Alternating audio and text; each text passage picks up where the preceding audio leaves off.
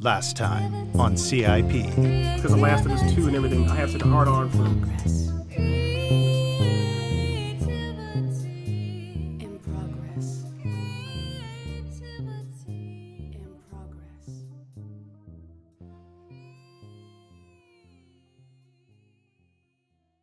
WOOSH. We don't. In fact, we don't have to do that. On with the show.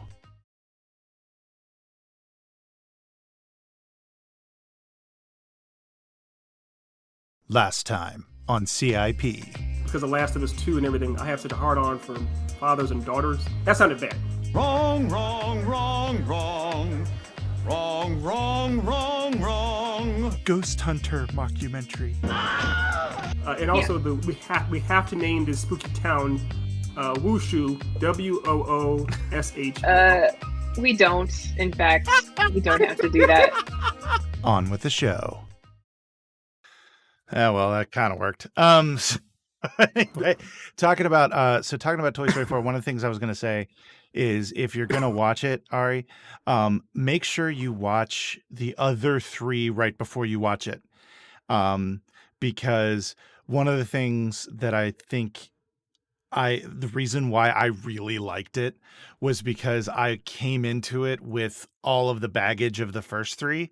And so since the first three are essentially running on loop in my house right now, it made it really easy for me to connect things that I think somebody who hasn't seen the previous ones for a while would have a hard time, Interesting. So yeah, because they definitely, that is one thing. The only thing I'll say about it, because we don't go into spoilers or anything, but I don't want it to be spoiled for you. But you can tell that the writers were relying on the audience knowing the previous stories very well to kind of get them over some humps that they otherwise would have had to earn organically. So so that's all I'll say about it.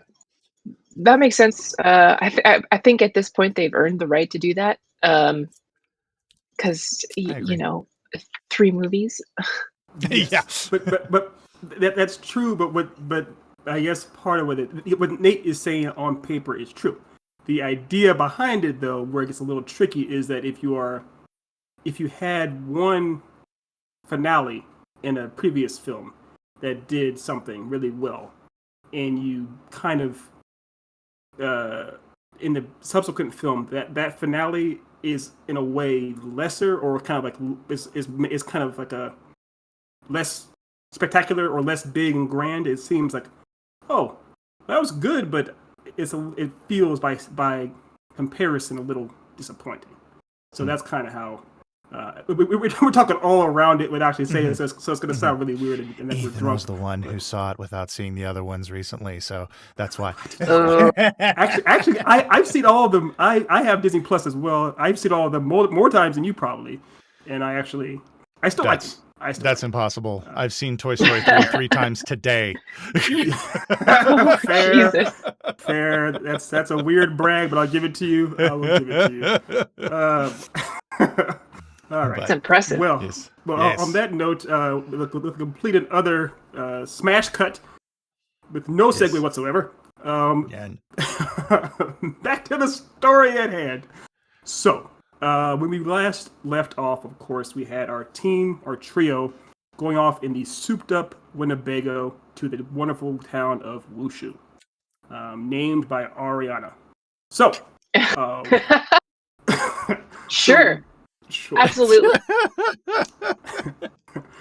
So, as we had discussed before, most of the pursuits our team goes after are either fakes or they're misunderstandings. Like they think that a trash can is haunted and it's just a raccoon running around in there. And we talked about having more kind of fake capers first. Even once they get to Wushu, kind of like little, kind of seemingly like that's the whole point, that there is nothing real to what they're doing. And then eventually getting to one caper that actually is legitimate, or actually having some kind of a ghost or a monster or whatever it might be. I love the term caper. Just Caper. putting that out there. I'm It's thinking of a the Mystery fantastic Machine. term. that should be used more often. Fair. But I wasn't sure if you guys wanted to, I guess, discuss a few. I guess the idea is we could have some fun and maybe discuss some of the capers that they're having. Maybe even in Wushu, some of the because the whole idea is that Nathan Fillion's character and the father and the grandfather are 100% believe that something crazy is going on in Wushu. And Wushu's kind of like a big, huge place. We can make it as Wushu's a really nice place or as a haunted house or something. So we can have some misdirects from the start there too. Some fun ones. Do you guys have anything in mind for those? I think it would be interesting for like to start to start the situation where they officially get there and they officially start like trying to ghost hunt. I think it would be very interesting to start with the absurdity of what they're seeing and believing is like off the charts. Like, you know, it's like, oh, look, it's the haunted piece of chewing gum, you know, or something like that. And then having it be super absurd and, you know, and I don't know exactly how to do it. Maybe start off as absurd and then ramp up the absurd and then go to real at a certain point. I think that probably would be the better way to do it. But start off with like absurd stuff, like, you know, they're in a room and there's like rustling and they're like, oh God, what is it? And like the daughter's like, it's a fucking raccoon. Like, Jesus, guys, you know. So it should be a. What do you think about? No, go ahead. No, I was just gonna ask, like a gradual build. You mean like it? You said going from the absurd to the more realistic, so it's a gradual progression. But see, I think what it should be is I think we should have two, because you know, I don't want to like start off with like completely insane absurdity because, you know, like we've discussed many times. Once if you have nowhere to go, then you're just kind of like here. I think if we start like at a mid-level absurd, go to really absurd, but then we get a situation that seems really absurd, but then we realize it's real. And that's the turning point. Thinking. Yeah. Yeah, I know what you're thinking. Yeah.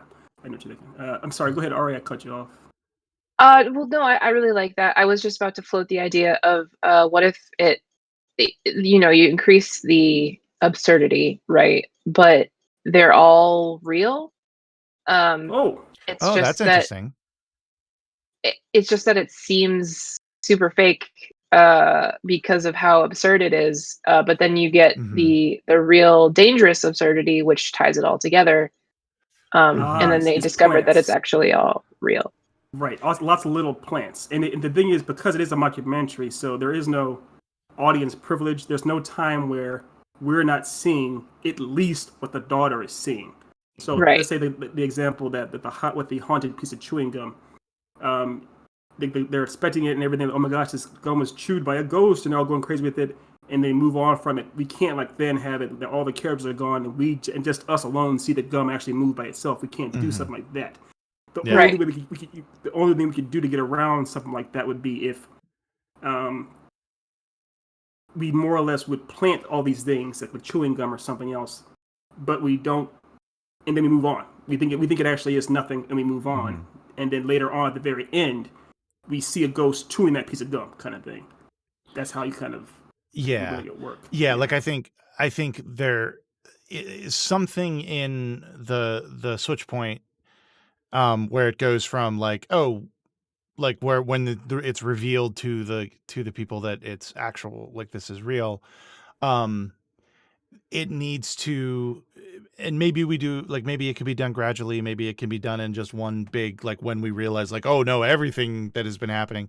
Like I think we could take it either way, where like when the reveal happens, it explains everything, or we save that for further reveals through the rest of the Act 3, however that works.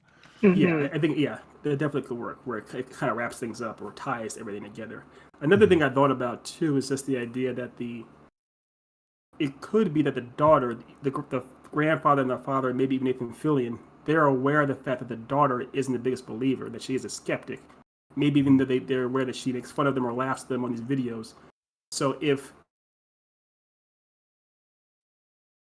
because the scenes from her eyes. So what if when she gets in with the characters, once they get to the Wushu, let's say mansion or whatever it might be, just to keep it simple, once they get to the Wushu manor, they when they're walking around, she's actually the first one to really start seeing the legitimacy of these things, and she's the first one to kind of like, oh my gosh, is this real? And even the grandfather and the father, Nathan Fillion, are like, oh no, we know you're trying to pull our legs again, crying wolf. Oh, I like that. I like that they're not the ones who believe it, but she's she's got the camera and she's seeing all this shit. Right. And they're like, no, obviously it's And they refuse to believe her, and she just gets more and more frustrated. Yeah. Right. Yeah. Like this could be a part where literally they're in the kitchen and knives are flying around in the background or something like that, and she's like, no, look behind you, and all the knives go back on the walls before they can see it. Like little simple stuff where she becomes a full believer and is terrified, and they don't believe anything, and they're just kind of still looking around, which is still funny because it's still like they're still unaware of the actual real thing that's happening. Again, they're still they're looking for something specific, and so they refuse to entertain any other. That's better. Yeah. If they're looking for something very small and specific, if we have it that they're looking for like one small detail and a whole bunch of big things are happening, and they're oblivious. They're still oblivious to whatever it is. Yeah. That works really well too. Okay. Yeah, I think that's it. That's what we gotta go.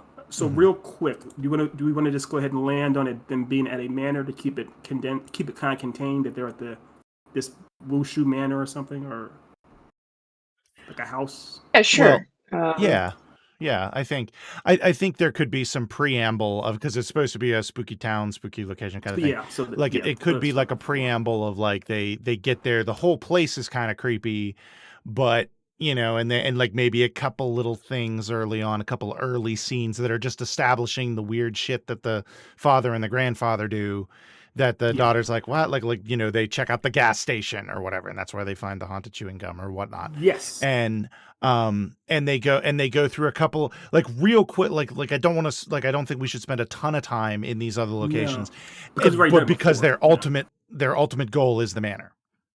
Okay. Right. Yes, I like that a lot. And you mentioned, because part of the beautiful tropes of horror movies and that nature is there's always a creepy gas station attendant. And we can have it this way too, that the gas station attendant, it could be something different where the gas station attendant is creepy, but not in an obvious way. It may be that he's seemingly very nice and very cordial, but he also is talking in a way that's like from like an era past bygone. His clothes seem very they're very clean and nice, but they're also very old. Like he went to like a reenactment era kind of thing. So and at first and she's like, and we could even have the daughter kind of questioning it, like almost like she's making fun of like, why are you dressed that way? It seems so weird, or that kind of stuff. And he's like, oh, this is how I am. This is how I talk. And they just to kind of perk your senses as far as that something might be a little off and not really know why. But it's also very excusable. The grandfather and father just keep going and they don't pay any mind, but the daughter starts to think this is kind of weird. Yeah.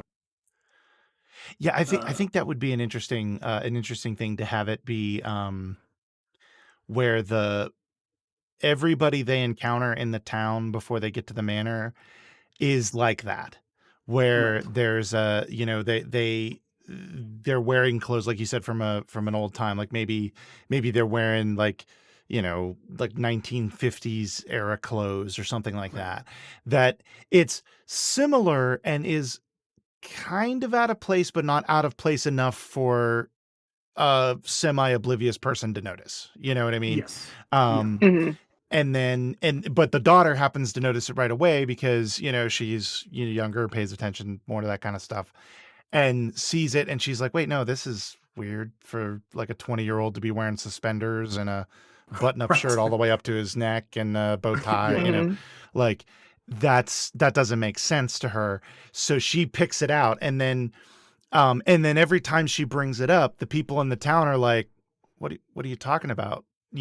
But they're not acknowledging the weirdness. What you would think be the weirdness, of these visitors. Like they're not like, why are you wearing, shorts and whatever. I think it should just be like we're used to that, but this is just how we are, This is Wushu. Welcome to Wushu, kind of thing. Yeah, and so it can be explained away by the idea that in this town they have their own world, their own culture. Therefore, to them it's fine. There could be a scene where she asks, she's trying to get the Wi-Fi password to upload a video, and they're like, "What's Wi-Fi?" And she's like, "No, the thing to get onto the internet, to get it on the internet." And they're like, "What's the internet?" And it's kind of like, and she's like, "What are you talking about? This is the 20th century or 21st century. What's wrong with you guys?" And they could simply say again that the grandfather and father could be like, "I told you about that crazy nonsense magic you always doing. It's not real." And that they don't. Again, they're aggressively shutting down any doubt that we are raising in a way. I'm sorry. Go ahead, Ari. No, I was just agreeing. I like it. Oh. it's extremely amusing to me. Well, I think one thing, if I really like that idea, but could we tweak it slightly instead of it being like, "What are you talking about? Like, we don't like, what's the internet?" I think it would be more interesting if they almost behave it like, "Oh, I'm sorry, we don't have the internet." Like, wait, you don't have the internet? This is 2020. Right. Like they are aware of it, they just don't have it. Yeah. Exactly. Like they're treating it like it's something that exists. They're aware of it, but they don't partake of it. And I think that would even build further on the father and the grandfather being like, "You're just overreacting," because they could point to the fact that it's like, well, they acted like they knew what it was. So, I think that would be interesting and even a little bit more creepy, Yeah, agreed. It's even creepier, but also what it does really well too is it plants reasonable doubt. It's like, is the daughter wrong, or is she jumping to conclusions, or is it just that the town is just its own thing? It's more ambiguous, and that's kind of fun too. And it would be like if she was acting kind of put out about it, and by put out I mean sort of entitled about it, because she was looking forward to this one thing that makes this whole visit worth it, and now there's nothing for her to do other than and then the audience would probably be like, "Oh, she's kind of entitled," and that'll help help erase doubt. Yes, exactly. And that's the whole, I guess that can be part of the theme for the town, is that, or even with the daughter, is that she seems very frustrated and she's pretty much biased against the town from the start. So if she's biased against it, she's kind of looking out against the town and she's angry at it. And that anger could also kind of like when she does try to say to her father, grandfather, Nathan Fillion, "Hey, something's wrong, something's going on," or whatever, because in this town, its very town, she's complaining about so many other things. They're tuning her out that much more. They're like, "You don't have time. What are you doing? Who cares? Stop whining, complaining." And so she almost seems now, for the first time, she's a crazy one, and angry and everything else, and they're the reasonable ones essentially. Yeah. Like we've done our best to be patient with you, but right now you need to shut up. But phrased more nicely. They're still family. They still like her. But, exactly. Okay, cool. And one little fun thing I thought would have, because we have our Nathan Fillion type as a court jester, there could be a scene where he's one of those types. I see him kind of where he has lots of money. He's a nice enough guy. He has lots of money, but he's not necessarily the smartest of guys all the time. So he's trying to set up all his gear to set up maybe a huge satellite shot or something with his. We talked about it last time, but he may be trying to set up some big, huge miraculous shot with his satellite and the equipment he has in his van, and it keeps mysteriously, like, as we see the daughter shooting, trying to kind of film him, something keeps going wrong. Something bizarrely, like us doing a podcast, something weird keeps going wrong. And it could easily be chalked up to just equipment failure, or it could be, it's a little weird to be happening. And we can see the daughter as she's watching him and filming him do this stuff, she's laughing at first, and then she keeps seeing these things happening. She's like, well, how did that? Like, she's kind of, we can see her from her point of view watching these things unfold, like going from just delighting in it to like kind of being a little weirded out by it. And she's like an expert with the tech stuff, because she uploads shit to YouTube, and so she's like noticing all this stuff, and it's like, that doesn't happen. Like, that's not possible. What are you doing wrong? And then you're just like, I didn't do anything. Well, I think. Go ahead, Nate. Well, I was just gonna say, I have a vision of a scene where that character, the rich character, is trying to do something with some equipment. He's trying to work on the equipment, and it's one of those shots where the camera is it's a static shot. He's working with the equipment, and every time he goes around to the other side, the thing he just did gets undone. Yeah, you of know, course. like it, and Yeah. it like, and it's Yeah. like it can be explained away by gravity or whatever. And Right. she's seeing this, and she's just like, oh god, like she's filming it, and she's just like, this guy's a complete and utter doofus, you know. And she's just watching this, but then what starts happening is the things are getting undone, but in a way that is physically impossible. Right, and she knows it because she's a tech person. Well, yeah, well, Right. and even and also, you know, a general understanding of physics, Yeah, because you know, like, because things like, because I think it would be interesting, like, if there was something where like he sets up an antenna, and then every time he walks away from it, the antenna droops down, but then Yeah. one of the times that it like it, you know, just starts going wacky, and then you know he goes back over to it and it's down again, you know, or it goes up when he comes back, like, oh yeah, no, I'm fine, you know, and she's seeing it and she's like, am I seeing this right? Because I think one thing, like I think one thing that we probably want to try to do is make sure that we're keeping the funny, because this is a mockumentary, and I think we should make sure that we like try to find places where we can really inject some funny into it. Yeah, right. And I'm sorry, Ethan, yeah, I absolutely. stepped on your moment. No. All I was going to say is there is one cheat we can use with the mockumentary style, which has been used in several found footage movies, everything from like a Paranormal Activity to this is Spinal Tap. But the idea is she can even hear. She can try to help Nathan Fillion with something, and she's like, no, you idiot, you gotta do this. She sets the camera down, and when she sets the camera down, we see her in the camera. We see her walk off to go help Nathan Fillion with something. We see them doing it, and while the camera's there, we could possibly just see something weird happen in the background. But that way, they don't that a see lot. it. Yeah, I like that too. So. And it can still be funny too, because they're still arguing and doing whatever they're doing, and it definitely does tip our hand a bit that there's something weird going on, but we don't have to go too crazy with it. It can be very small, but just a little thing that we see that they don't see. Even the daughter doesn't see either yet. Yeah, so I like that a lot. Because I mean, at that point, we are supposed to, like, the audience is supposed to be like, oh, so this is all real. Yeah. Yeah. Right. And once that happens, once that line is crossed, as far as like, oh, this is actually real, it's still fun to see or watch or wonder when the other characters will realize it and what actually is going on. So it goes from just being a comedy mockumentary to a comedy mockumentary with a bit of mystery and some other, little stuff thrown in there. So it can still work. You know? Yeah, I think. So I think like just to try to, you know, restructure it. So we've got a couple of scenes outside the, you know, in the previous thing in the manor, and then maybe have the, you know, they're in the manor, they're doing some stuff. There's a couple. That's one of the hard things with mockumentaries is the fact that, you know, you've got like a lot of times it's just they throw the actors in a scene and say, okay, here's your beginning point, here's your end point, have at it. And I think what it could be is it could be there, you know, we have the outside things of the manor, then in the manor, and then maybe there's like kind of a retreat back outside, and that's where this adjusting of the equipment and everything, she goes to help him. The audience sees something that's like, oh shit. Then she picks up the camera, she's watching him continue because he like kind of waves her off like, I got it. Yeah. And then she sees it. And then they go back into the manor, and then now we're off to the races, and it's like, you know, okay, kooky crazy town, like shit starts really happening. She's actually seeing it, and they're like, no, that wouldn't mean that. We know, right?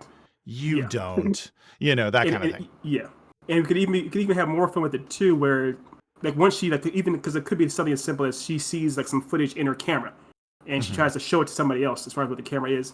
And the grandfather who has no idea how to use a camera, like accidentally hits a button that like erases it or does something. He doesn't know what's going on, and she's like, no. And so and because it's a mockumentary style, we can see as the camera's being passed to somebody, and then you can hear her scream, no. As he's what's this red button do? And it erases it. So we just see it go to black for a brief moment or something, and it comes back in there. So there's ways we can still get around keeping the doubt on the part of the other players and then having her being more and more adamant about it. And so it can go from her just, I'm going to film my family being idiots to I'm going to film this real stuff happening. And so her own personal kind of quest to do this. And what's fun, of course, is that the ghost could almost be kind of fucking with her. They could be like, we'll do this where only you can see it and they can't. And we know that. Oh, it would be so great. Like, I know that she's the audience's lens into the scene, but I'm just imagining this shot of like, some cameraman just filming, like, the talking heads bit with the dad and the grandpa, and they're just like, oh, this is obviously just a setup, blah blah blah, and in the background she's like playing tug of war with nothing, trying to get her that'd be back. great. Yes. Yeah, Well, exactly. Well, that was one thing I was actually going to suggest, because I was thinking, like, I know we talked. Well, yeah, I think that there definitely should be those like sitting the interview bits, and I think there actually shouldn't be that many with her early on, because she's like essentially the producer of this whole thing. Yeah. And have those be like utterly like, this is utter bullshit, this is completely ridiculous, and then not have some for a while, and then have a couple that are, like obviously filmed after the event, and just like her just completely wide-eyed and like trying to answer stuff and everything, and just being completely like, oh Jesus. Exactly. Yeah. Yeah. We have to, Yep. But I love both those ideas. I love the idea of in the background you see her like. I have one where it's like you see the first interviews with like the grandfather talking about A, B, or C, and you see her starting to like move with something. You don't know what it is. Then it cuts to an interview with the dad, and she's pulling even harder with that. The third interview with Nathan Fillion, and she pulls and she loses the weight and just loses the fight with the wolf fight and falls on the floor. Then she's like, this is off again, like walks away. Yes. So kind of like the idea. She's just still, it's always going on. And we can make that work. We could make that work within the structure, because like typically those cameras are like on tripods. So what it could be is there's the grandfather's telling the story, and as he's telling the story, he's like, oh, and then you got to remember back then we had where are you going? Where you going? And you hear her going, I'm sorry, Grandpa, I got to go to the bathroom. And then you see her behind, like in the thing, like you see her go behind, and then you see the struggle. Right. Yeah. And then and then you see the other shot, like the other interview where the dad's sitting down and going, and saying, where's Felicia, or whatever the daughter's name is, to the grandfather who's obviously just finished. And he's like, oh, she said she had to go to the bathroom. She hadn't been back yet. And he goes, oh, okay, well, I guess I'll just tell the bit of what happened to me today. And so he just starts talking, and it just continues. Like, I think there could be like obviously tweaked a little better, but I think that would be a great way to create that. Well, I get it too. And also the joke too is all of them ask, well, where's Felicia, before as they sit down. So Nathan Felicia sits down and goes, Felicia, where's Felicia? And you see her getting dragged around the background or something. So that would be great. What if at the end it's like she comes back and sits down in front of the camera, and like her hair is all fucked up. Of course. And she's got smudges of dirt on her face, and she just looks pissed. Great. I love that. Yeah, it has to happen. And she's like, I'm not crazy. I'm crazy. She's like screaming at the camera and stuff like that. What would be great? She sits down. She's just like, all crazy. And then she just looks at the camera and just goes, this is bullshit. And then cuts. Like, yes. Perfect. Oh my God. I love it. Perfect. Yeah. And so I guess it's more or less the idea of a haunted house we're dealing with, or something that's trapped in time. So we can also have, if the idea is that they're specters, because specters make it essentially low budget for a mockumentary where something can move around and no one needs to see it. So it could be, I guess, another, again, it's for comedy too, so it's fun bits that could keep happening. So it could be, I love the idea of the interview. Another great place would be like in the kitchen. There's all kinds of antics that can happen in the kitchen with either eggs or a frying pan or something. I'm trying to think of a bit that we can do there. A bit that could. Well, one last question though is: do we want to get to the point where the trio, the grandfather, the son, and the Nathan Fillion, where they do realize that something is happening? Should we get to that point ever, or? There's part of me that thinks that no. I think what it should be is that they're like whatever they use for their ghost hunting, like shows them that they didn't see anything. They didn't find anything. It was a failure. Yeah. To the point where the grandfather even says, this was the worst trip I've ever done. You're right. You're because right. we Yes. didn't find anything, right. and You're she's right. in the background like, motherfucker, you know. Yeah. Yeah, it has to. You're right. That has to Yes. be. We know we're in now. Our 100%, in has to yes. have them saying, "This is the worst. We're sorry, guys. We apologize. This is a bust. Wushu is all BS." And the last thing that you say, that you hear before it fades to black, is just her going, "What?" Oh god, Right. that'd be great. You hear her saying what, and then again the same thing that dragged her before the first play. The same thing that dragged her before drags her again. Yeah. She flies across the floor at a frame. Yeah. Yeah. Yeah. Oh, that would be amazing. I think that would be a great way to take it, where like to the point, and I actually think that solves, like, because I was wondering, like, where are we gonna have the climax? Like, what's gonna be the like is it gonna, like, are we gonna have a battle with the ghosts? Like, what is gonna happen? Where I think this actually works better within the mockumentary structure, because essentially what it does is it just creates these ridiculous situations that just continue through the manor, and like we do like silly stuff here and there, but really there's no major climax other than the like maybe that interview bit, and then them going like, this was the worst trip ever, we didn't find anything, and she's like, what? And, and then Right. Yeah, the only climax is more of a climax of character. It's just for her character arc, as she goes from being this a hard skeptic, to say the least, making fun of everything that's happening, to a person that's like so overzealous about, this is real. Everything is real. What are you doing? And the three who were so gung ho about it in the first place are like, oh, this is nothing. We're sorry about it. This make a complete reversal of character. It's more of a character kind of a climax, so to speak. Yeah. I think I much prefer that, because that's very in keeping with a mockumentary. Right. And just the utter absurdity and ridiculous of it. Yeah. Right on. Absolutely. And I think like what we could do as well, like this would be like in the like, unlike doing like what Best in Show did, where there's like a 6 months later, I think that should still happen, but I think that should be like in like a mid-credit roll bit, where they do like a 6 months later and she's like running the company now, like she's running the business, and like the grandfather's retired because he's like, he just doesn't believe like what she's doing is the right direction, and the dad's like, I'm just kind of letting her go, but she's kind of kooky, like.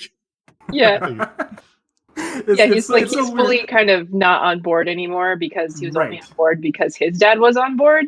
And he's just kind of and then she's fully just running everything, and she's like, she's got like the cup of coffee. She looks really fucking tired. she has a cigarette kind of hanging out of her mouth while she talks.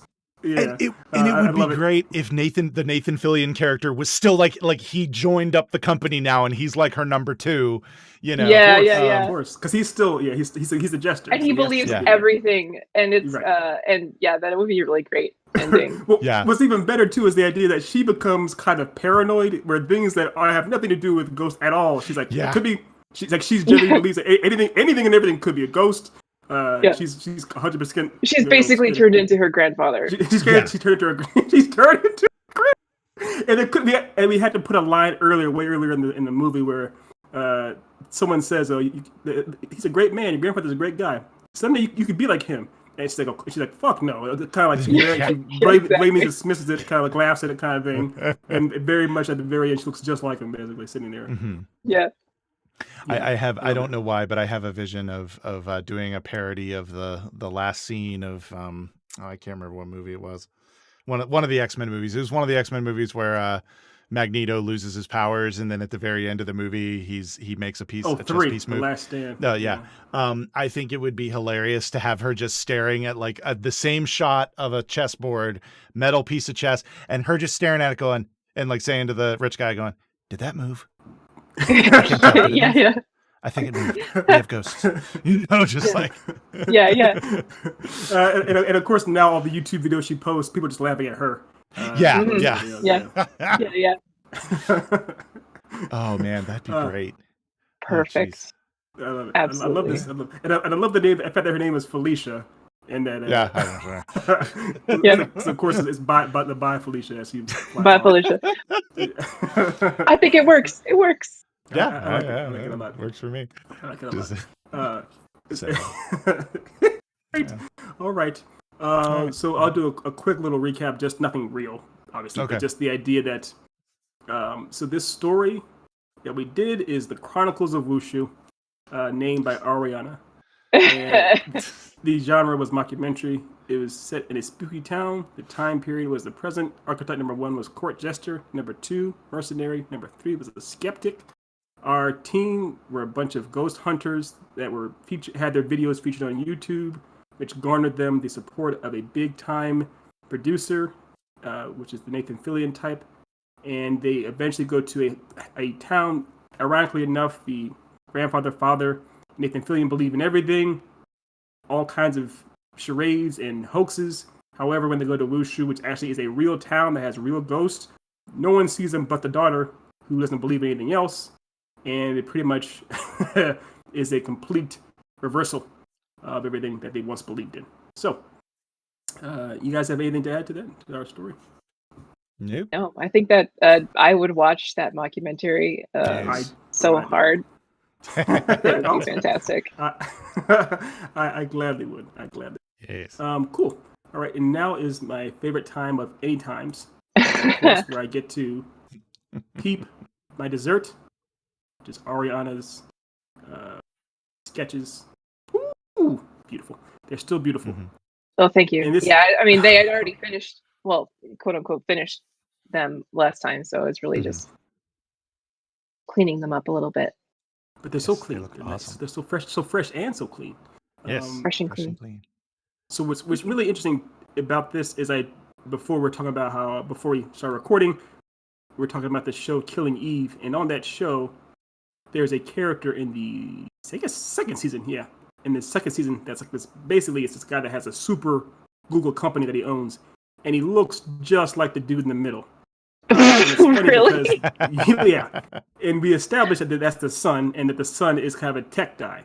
So it's kind of funny that Ariana's psychic abilities drew a character that looks like a tech guy from another show. I am weirdly psychic sometimes. Mm-hmm.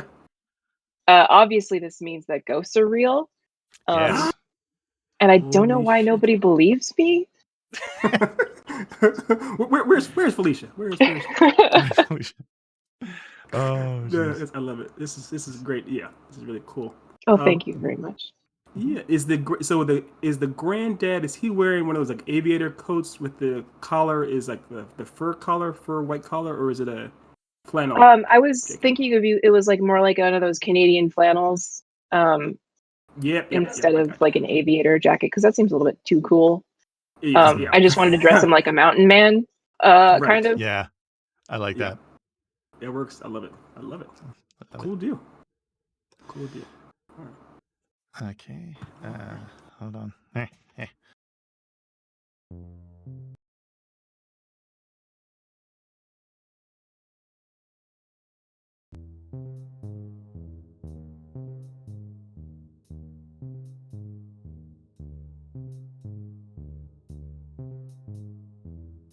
Once upon a time, our storytellers gather, bringing with them only a set of dice, a scroll of magical story elements, and a passion to create. Rolling for genre